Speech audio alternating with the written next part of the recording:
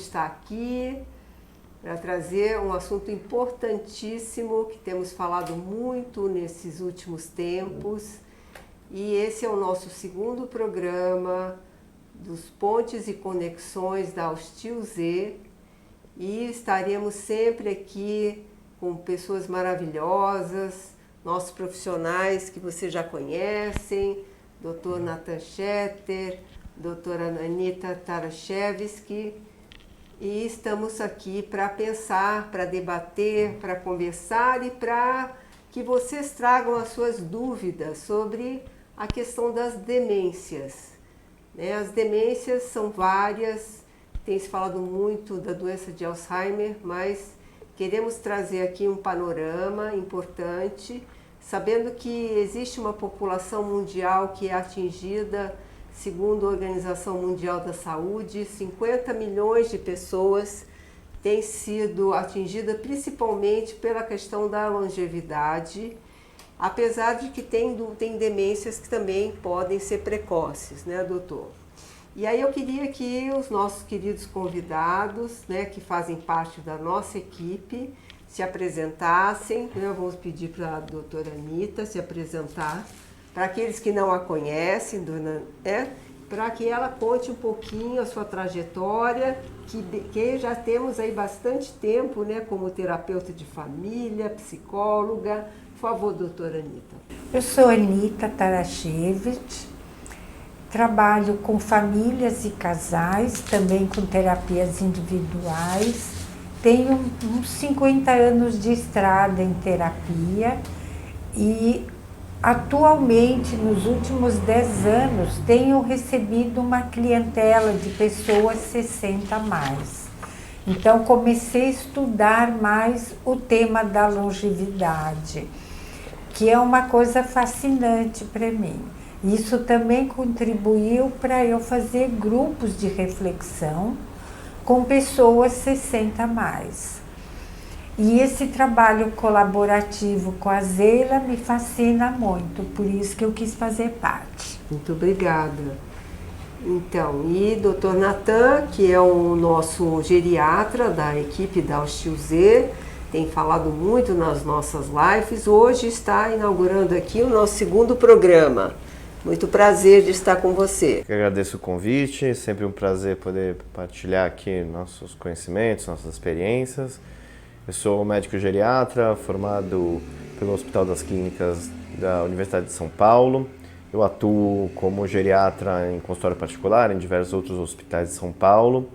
E a nossa experiência com demências é realmente algo que nos comove, visto que é uma comorbidade que cada vez mais vem aparecendo e é importante que as famílias estejam sim preparadas para saber lidar e os pacientes também saberem lidar à medida que a demência progride. Então esse é um tema muito importante e é um prazer poder estar aqui e conversar com todos para a gente chegar aqui num conhecimento a mais para a gente poder trazer para as pessoas que estão nos assistindo. O nosso trabalho é justamente essa escuta, né, de como nós, como um trabalho de relacionamento com as famílias, com todo o entorno, né, que está em volta do idoso, que está ali para olhar, cuidar, entender. Nós queremos entender como nossas dinâmicas, né, podem ser propícias para, não digo resolver, mas facilitar os trabalhos de conhecimento, tratamento, prevenção. Como é que nós podemos começar, primeiro entendendo um pouco um diferencial para as famílias do que seriam as demências, as progressivas, as que têm alguma reversão.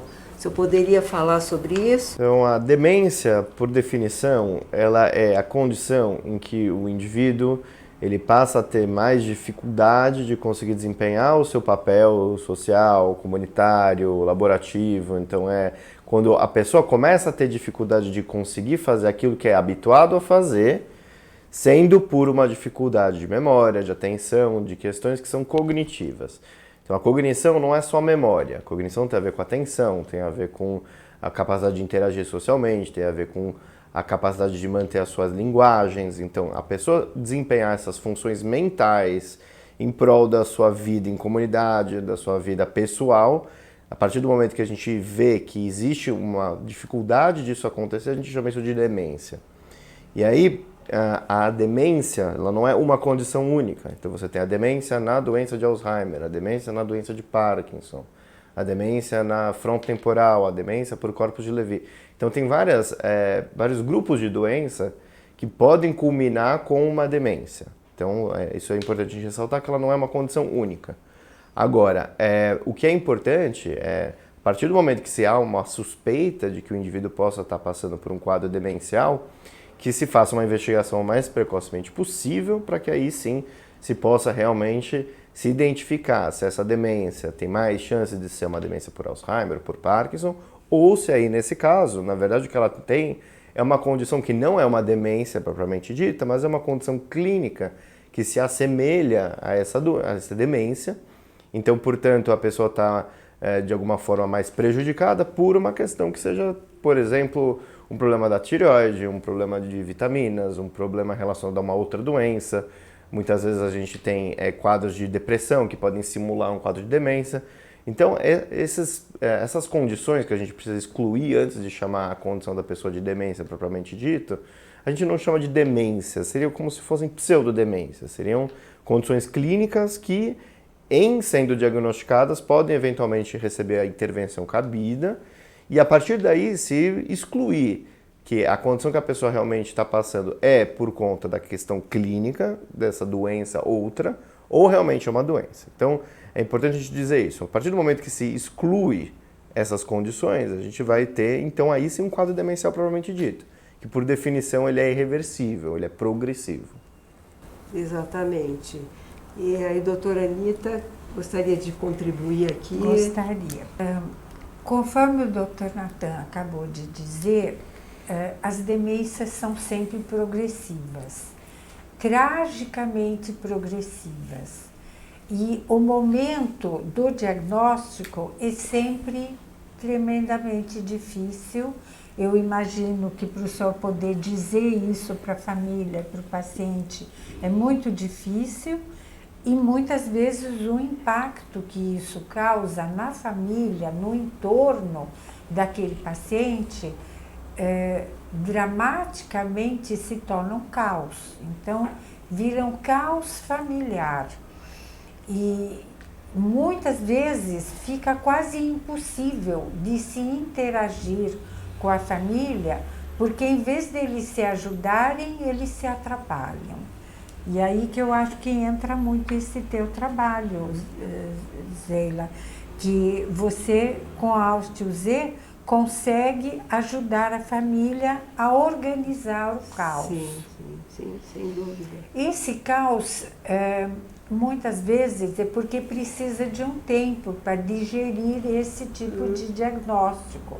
Como as pessoas estão vivendo muito mais do que há 20, 30, 40 anos atrás, atualmente tem um maior número de pessoas acometidas de demência simplesmente por viverem mais. Como as pessoas morriam muito mais jovens, no início da velhice, não havia tantos casos. E eu acho que as famílias ficam despreparadas para lidar com isso. Algumas vezes o próprio paciente se dá conta e colabora e contribui positivamente, e eu vejo isso nas intervenções que eu faço, mas às vezes o paciente nega e a família nega, e às vezes a família nega o diagnóstico para o paciente. E eu penso que essa negação do diagnóstico é porque é tão sofrido para eles assumirem que tem alguém demenciando e que essa pessoa vai perdendo o contato aos poucos e daqui a pouco não lembra mais quem é a esposa, quem são os filhos, não sabe se almoçou, deixou de almoçar. Então, eu penso que isso é dramaticamente sentido pela família. E por isso, às vezes, existe a negação de compartilhar o diagnóstico com o próprio paciente. Acredito que quando é possível compartilhar o diagnóstico, é sempre melhor para todos. Porque o próprio paciente se dando conta, ele vai acabar contribuindo positivamente de alguma maneira para que ele tenha conforto o maior tempo possível. Sim. Porque basicamente as terapias e todos os tratamentos, tudo que a gente agrega, é para dar mais conforto por maior tempo possível. Exatamente. Então vamos imaginar que chegue então uma família, né, com alguma dúvida, algum sintoma que começa a chamar a atenção dentro da casa, do cotidiano. E aí como é que é essa conversa dentro de um consultório? Como é que começa esse primeiro contato que, como a doutora Anita falou, é algo que pode causar uma comoção muito grande, mas primeiro desejo é vamos conversar com o médico para entender o que é isto. Né? Então, como é que chegam essas famílias, ou esse casal, ou o sujeito sozinho? Como é que seria essa primeira abordagem? Então isso é interessante porque muitas vezes vai depender um pouco do estágio em que está a doença, né? Então vamos dizer, muitas vezes no início o próprio paciente acaba negando mesmo, né? Ou acaba não percebendo o fato de estar esquecido. Então acaba, por exemplo, relevando, dizendo que isso é algo da idade, que é algo que, enfim, sempre foi esquecido. Só hoje. Ou só hoje, exato, ou que estava fazendo outra coisa na hora, então que está desatento. E assim vai. Então, a tendência costuma ser minimizar o problema, né? Quem normalmente pega, enfim, o paciente para levá-lo ao consultório, normalmente é a família, que depois de muita insistência acaba acontecendo isso. Isso é uma fase mais inicial da doença, em que o paciente ainda consegue desempenhar bastante tarefas em casa, ou ainda trabalha, ou ainda exerce bastante dos seus afazeres. E às vezes o próprio paciente acaba minimizando esse fato justamente porque ainda quer continuar a trabalhar, quer continuar a desempenhar, quer dirigir, quer fazer suas atividades. E aí a família que acaba se assustando porque você olha, está fazendo muita confusão com a sua contabilidade, está fazendo muita confusão no seu trabalho, bateu o carro, enfim, então repetidamente, exatamente. Então, numa fase inicial, o paciente costuma não reconhecer, e quem reconhece é a família, né? Agora, em fases mais avançadas, então, que já existe aí um comprometimento mais grosseiro, em que, vamos dizer assim, o esquecimento já não é para fatos tão irrelevantes, ou já começa a ter um esquecimento mais importante, nome de familiar, datas mais relevantes e importantes, ou começa a se perder.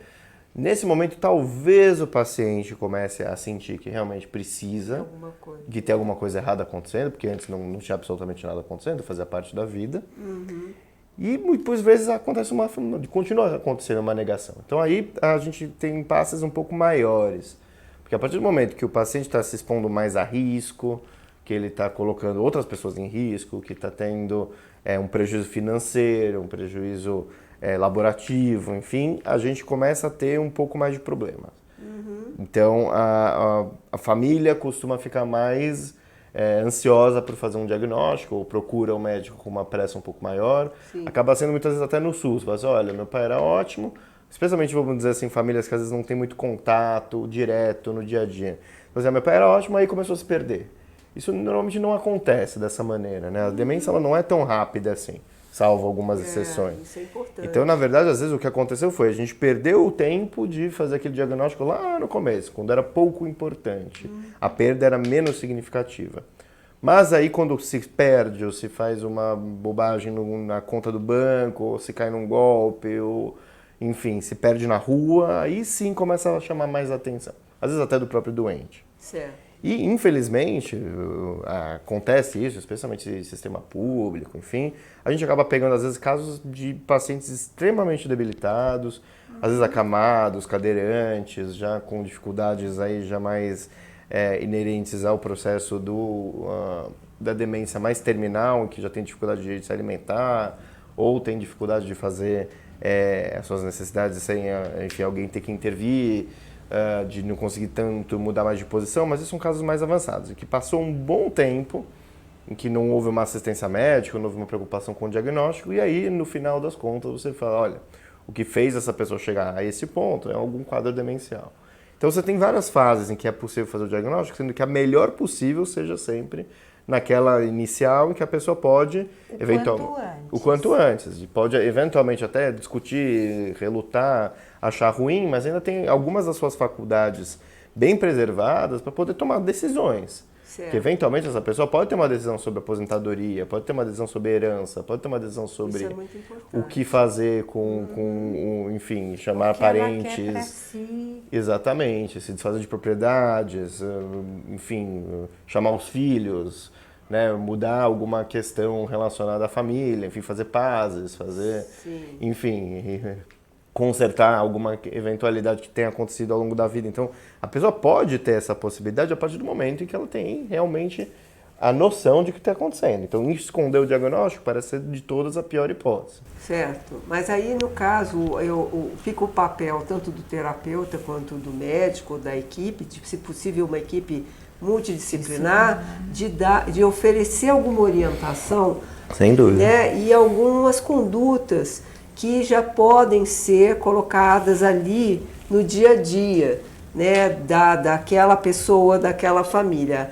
A minha questão é assim, isso já sai do consultório com essas orientações, mesmo que haja uma certa negação, né, mas que o papel vamos dizer assim, de qualquer profissional de saúde é já começar a imaginar essa proposta nova para a família, ou para o casal, né?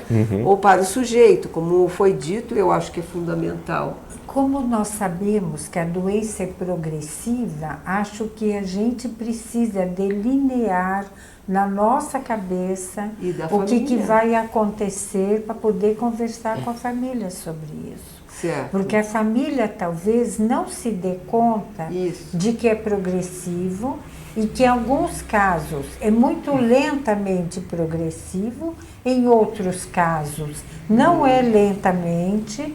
Há pacientes que vão deteriorando mais rapidamente que outros. Então eu penso que se nós temos a exata ideia do diagnóstico, eu adoro trabalhar com geriatra junto, porque uma vez que o senhor me passa o diagnóstico, eu sei o que eu vou conversar com essa família. Sim. E eu sei como orientá-los e dizer, olha, eu me entendi que vocês estão tapando o sol com a peneira, mas essa não é uma boa hora para tapar o sol com a peneira. Essa é uma hora para a gente tirar a peneira, se precisar passar um protetor solar, mas precisa encarar a realidade.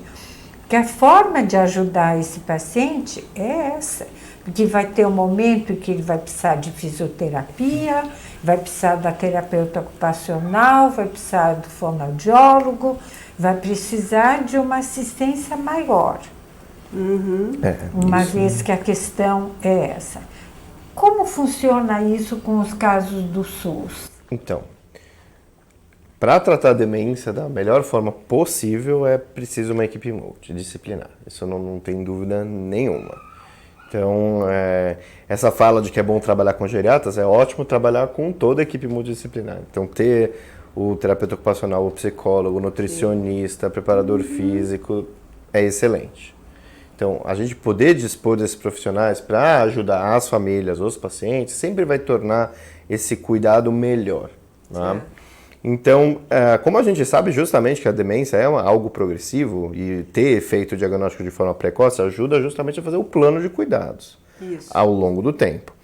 E como isso é feito no SUS? A gente sabe que muitas vezes o SUS não dispõe de todos esses profissionais ao mesmo tempo e não tem um centro de especialidades em que você possa reunir. Mas tem algumas exceções a isso, né? Então, existem centros de referência que isso é possível.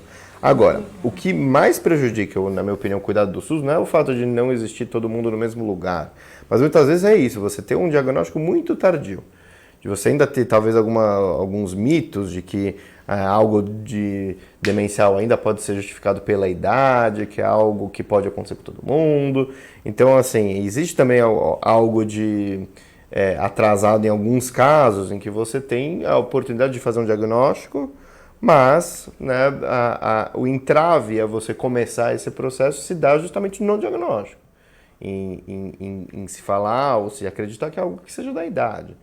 E aí, uma vez feito o diagnóstico, uma vez você reconhecendo que precisa endereçar, enfim, os cuidados ao fisioterapeuta, ao psicólogo, ao fonoaudiólogo, o problema aí passa a ser realmente a oferta. Então, quantos profissionais realmente estão aptos a poder cuidar desse idoso de uma forma integral? Então, quantos fonoaudiólogos estão disponíveis a um posto de saúde do SUS, ou a um hospital, ou, enfim, a um programa de saúde da família?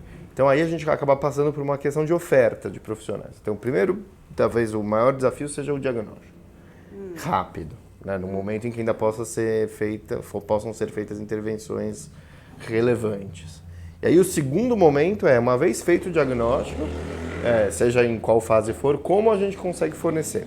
E aí, nesse caso, é até algo interessante, que quando a gente tem pacientes em fases mais terminais da doença, que você pode dispor de serviço de atendimento domiciliar, que não é para todos por conta de uma questão de falta de equipes, de má distribuição do espaço, das UBS, enfim, tem serviços que não dispõem realmente de assistência domiciliar, mas a partir de um momento em que o paciente ele pode dispor de uma assistência domiciliar bem estruturada, esse serviço, particularmente, ele tem a equipe multidisciplinar integrada. Então, infelizmente, quando o paciente já está numa fase em que ele tem mais dificuldade de conseguir desempenhar suas funções e está com a sua funcionalidade preservada, é o momento, talvez, em que ele consegue ter todos os profissionais ao mesmo tempo. Existe esse atendimento, né, domiciliar. Isso é muito importante que as pessoas saibam que o SUS oferece esse idoso em casa, né? Esse programa que é muito bom, é pouco conhecido e a recomendação é procure as UBSs. Exato. Procure as UBSs para poder saber como encaminhar. E uma questão que nós estamos falando é a questão das opções de manter essas pessoas em casa ou de encaminhá-las para algum outro tipo de moradia, que pode ser um residencial, pode ser uma clínica. Como é que vocês veem isso? Eu vejo com bons olhos a possibilidade de uma ILPI, que é uma instituição de longa permanência para idosos. Eu acho que nem todas as famílias podem oferecer os cuidados em casa. Algumas famílias podem financeiramente bancar uma instituição e lá, nas boas instituições que eu conheço, esse idoso recebe cuidado de enfermagem, ele tem uma dieta balanceada, ele tem fisioterapia, às vezes tem fono, tem atividade de lazer, às vezes tem contação de história, atividade de dança. Então, em alguns casos, eu entendo que isso pode ser uma solução formidável e isso desestrutura menos a família. A história do caos pode se diluir nesta situação.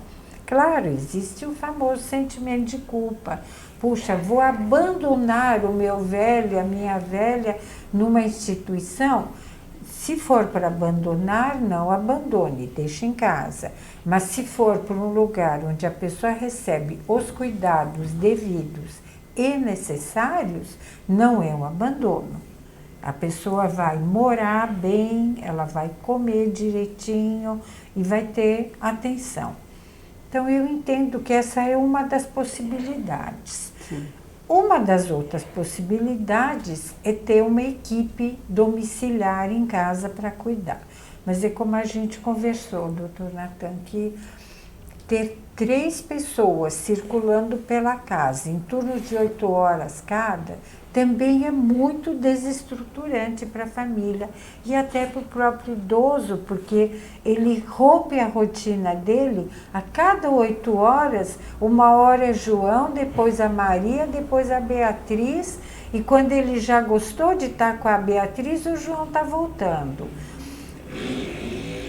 Eu entendo que essa quebra da rotina não é benéfica. Aí é muito importante, né, que são as experiências de cada um com as suas clínicas, né? Como é que é a sua visão sobre internações ou encaminhamentos? Eu penso que é algo assim muito diverso. Depende do perfil da família, depende de toda uma cultura, depende de uma cidade, o que tem nas cidades, onde as pessoas moram. Eu acho que tem muitas variáveis, não, que podem interferir a favor de uma internação ou não a favor, né? Eu não sei qual é a sua visão, mas gostaria de saber. Então a gente sabe que existe uma questão relacionada à tranquilidade dos cuidadores. Então, quanto mais instáveis ou descontentes ou infelizes estiverem os cuidadores, existe uma maior chance desse idoso ter algum tipo de dificuldade, de se descompensar do seu quadro, especialmente em fases mais avançadas. Então, a gente sabe que é uma consequência que pode vir com a demência em fases mais avançadas, do paciente ficar confuso, dele ficar agressivo, dele ficar, ao contrário, muito triste, muito apático, etc. Então, essas condições, elas podem ser pioradas e muito se a gente tem uma pessoa que está cuidando que está sob um regime de estresse muito forte, que é o único cuidador. Então, existe até uma condição que a gente chama de estresse do cuidador. Então, a minha opinião com relação a onde esse idoso deve estar é onde ele e a sua família, de forma como uma unidade, possam estar no melhor estado de todo mundo. Então, não adianta o idoso estar ótimo em casa, mas a gente sobrecarrega um filho ou filha que é o único cuidador e aí a gente está prejudicando a saúde dessa pessoa, o bem-estar dessa pessoa, e em algum momento isso não dá certo. Porque um cuidador sobrecarregado, ele vai eventualmente ter impacto na saúde desse idoso também. Então, assim, aí a gente vai ter duas pessoas doentes, né? Não que o cuidador, enfim, ele não possa ter ajuda a si próprio, mas ele precisa de mais coisas do que só mãos para ajudar um idoso a tomar banho, quando é o caso, etc. Ele precisa ter um tempo para si próprio, ele precisa ter o seu tempo de lazer, ele precisa ter também válvulas de escape. Então, pensando nessas duas questões, onde o idoso fica melhor, onde a família fica melhor, aí que se compõe, na minha opinião, o melhor lugar para ele estar. Então, existem famílias que conseguem se organizar de modo a ofertar o melhor que é possível para esse idoso ficar em casa, sem sobrecarregar a família.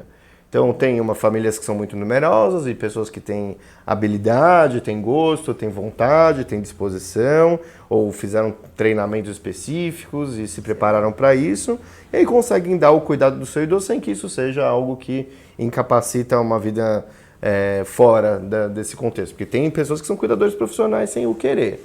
E aí é muito problemático. Né? A pessoa só vive para cuidar desse idoso. Né?